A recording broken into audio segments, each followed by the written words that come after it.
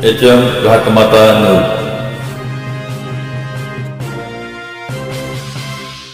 मिरजेतील किल्ला भाग येथे विवाहितेची राहत्या घरी गळफास घेऊन आत्महत्या, कारण मात्र अस्पष्ट। मिरजेतील किल्ला भाग येथे विवाहितेची राहत्या घरी गळफास घेऊन आत्महत्या केल्याची घटना घडली आहे। प्रतीक्षा सुधाकर राऊत, वय वर्ष 23, राहणार किल्ला भाग, मिरज असे मयत विवाहितेचे नाव आहे।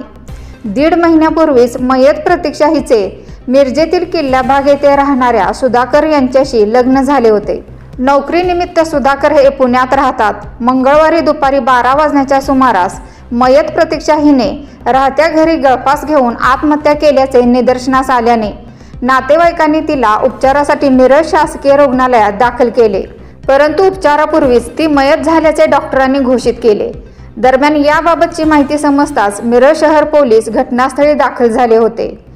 मयत प्रतीक्षा हिच्या आत्महत्येचे नेमके कारण मात्र समजू शकले नाही।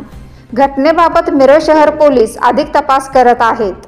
मयत प्रतीक्षा हिचा मृतदेह शवविच्छेदन करण्यासाठी शासकीय रुग्णालयात पाठवण्यात आला आहे।